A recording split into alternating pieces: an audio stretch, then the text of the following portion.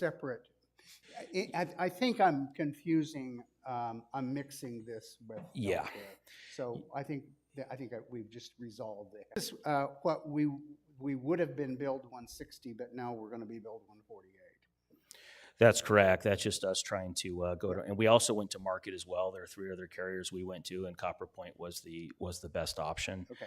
And with that though, they're committed to engage with Kirsten and the entire team here to try and find ways to get that down. Just I think 2 weeks ago we did a claims review. Our team has boots on the ground that can come out and walk sites and find ways to try and lower some of these losses. But as you'll see from the claims, when we dug in, it wasn't like, okay, you guys need to do this differently. A lot of it was bending down to pick stuff up and things along those lines that at times they are somewhat unavoidable. But it just takes to dive in and get into the weeds, if you will. Well, I guess just to amplify Mr. Cobalt's point, is when you look at 2016 relative to 2017, it went from 18 to 122%. And then we changed insurance companies at that point too. Yeah, and the change there was because it was cost driven. We went to market, and AmTrust came in with more aggressive pricing, and at that point, leadership decided it was worth doing the move to the different company. AmTrust overall, service-wise, though, was lacking compared to Copper Point, according to your team at that time.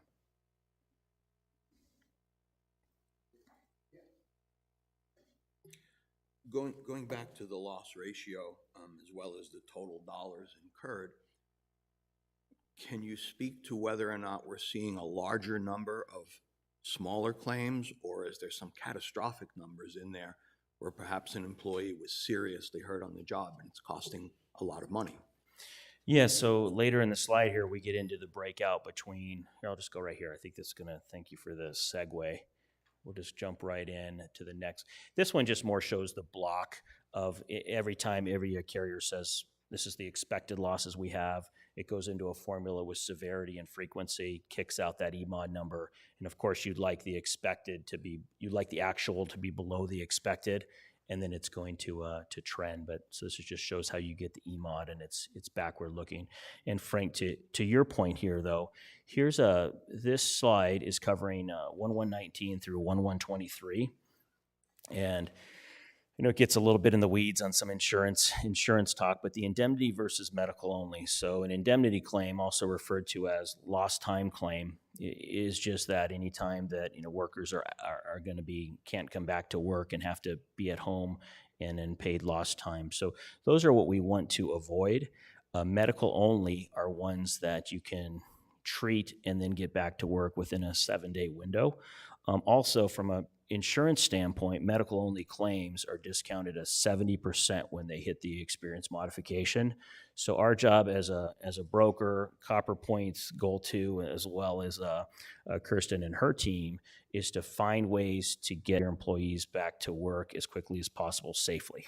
Okay, of course, safely. So if they need to be not at work, then we won't. But so we'll work with your team to find what we call modified duty, to come back to maybe do a different scope of work, but still at work, so that it doesn't hurt that experience modification, which ultimately hurts premium dollars there, if you will, or adds to extra premium.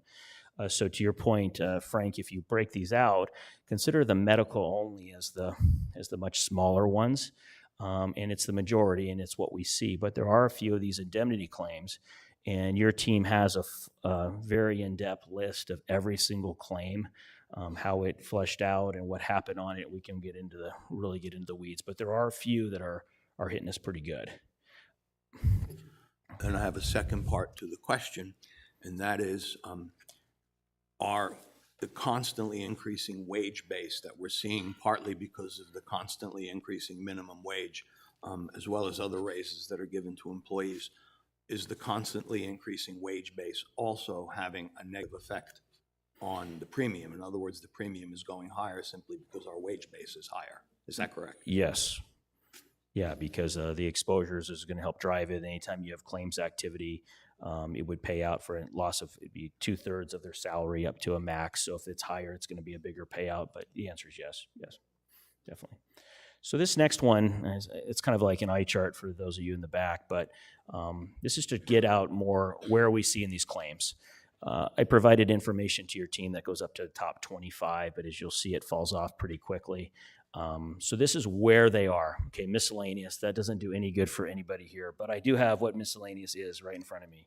So here's what some of the miscellaneous, where they can't put it in a specific category. Employee was cutting cups on the golf course and felt pain from bending and twisting. So something along those lines. Employee was dumping trash and was stung by a bee in the forehead. Employee was in an altercation with a resident and pushed him. Employee was descending, moving equipment, strained knee. Employee was setting up audio equipment, powered up speaker, made a loud noise. He had ear ringing after that. An employee was checking irrigation clock in a small dog park, and a dog came back and came over and bit him in the leg. And then another one with planting some flowers and some knee injuries. So kind of across the board on some of those, what I would consider very random type events on a few of those. Few of those we could dig deeper and say maybe it does go to procedures that could be cleaned up, but a lot of those are just kind of in the random if you ask me. But then after that, strain, injury from lifting, strain from miscellaneous and slip falls. That is the majority of what we see in the industry like this organization. So the next one goes into where's the money at? And Frank, this is kind of to your question of can we go in a little bit deeper on this? And general in nature, but very similar from before. And my recommendation is to myself with Kirsten is just to dig into and our claims team. We have claim advocates that this is all they do. To get into the specific claims and say what's leading to the $323,000 there for that one.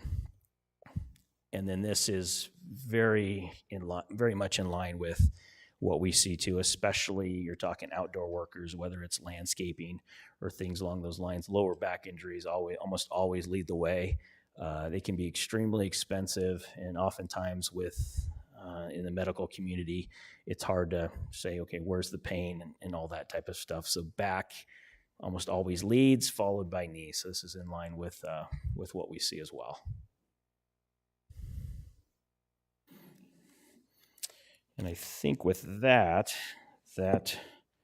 should be my last slide, I believe. Go ahead, sir.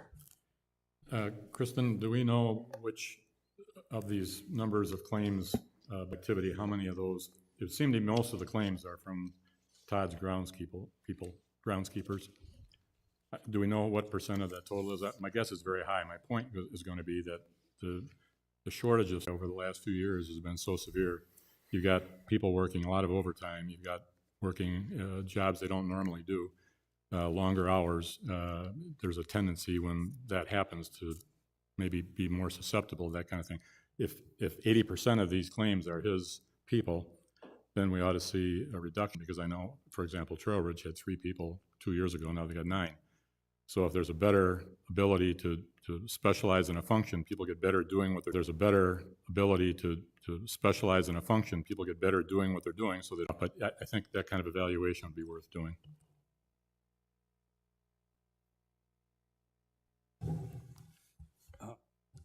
First of all, very enlightening report. Thank you for putting this together. It's I think a great jumping off point. I guess my question is more internal.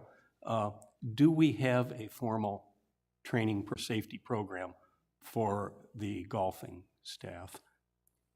Yes, we do. Okay.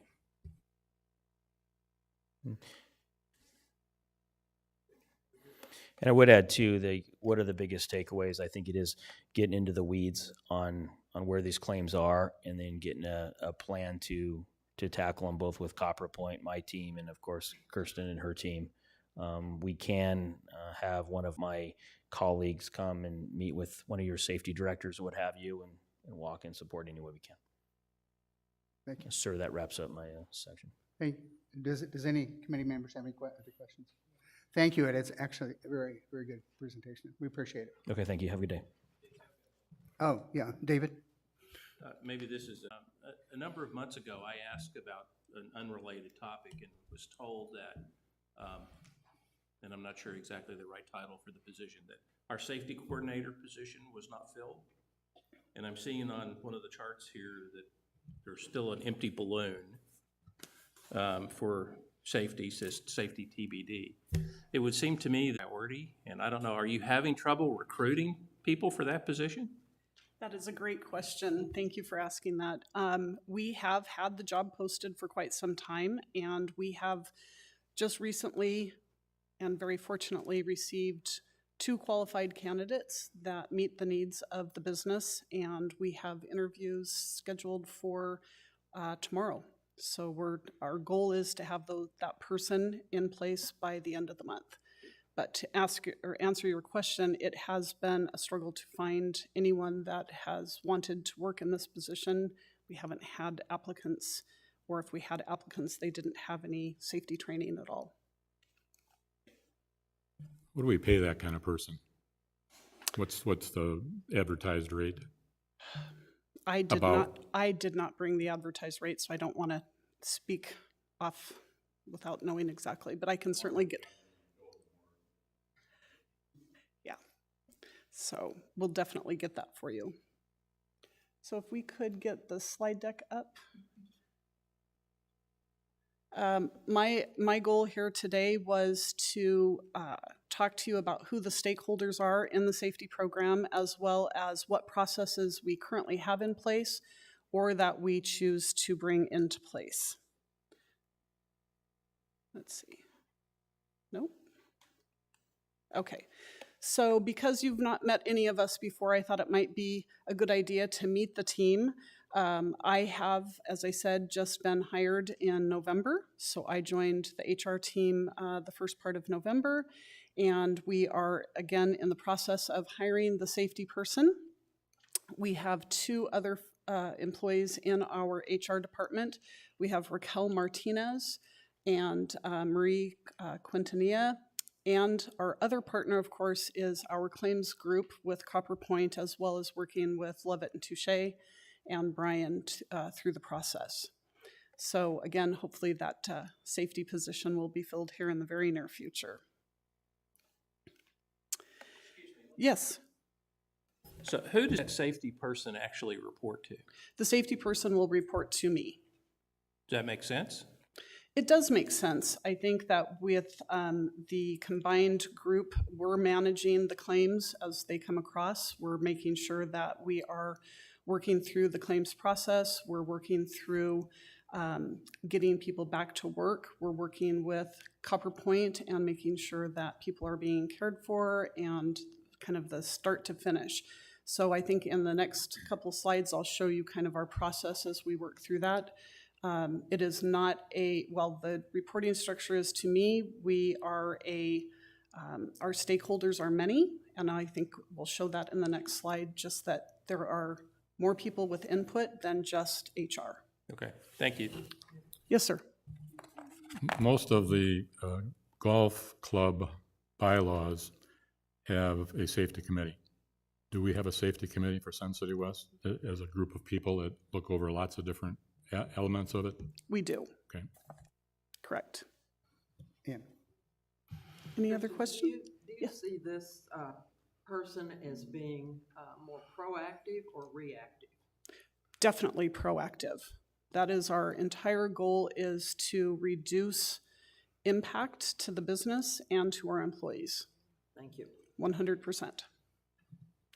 So this slide, I just wanted to show that we don't do anything in a bubble in HR and safety. We are going to be working at all times with our operations group, which includes our supervisors, managers, facilities leads, working with our partner at Copper Point and Levitt and Touche to make sure that we're managing those claims in a proactive way, understanding that our employees are our most important asset in getting the work done and keeping us all up and running at our golf courses and our rec centers and all of our different facilities, and making sure that each of our employees has the training that they need in order to perform the tasks that we are hiring them for.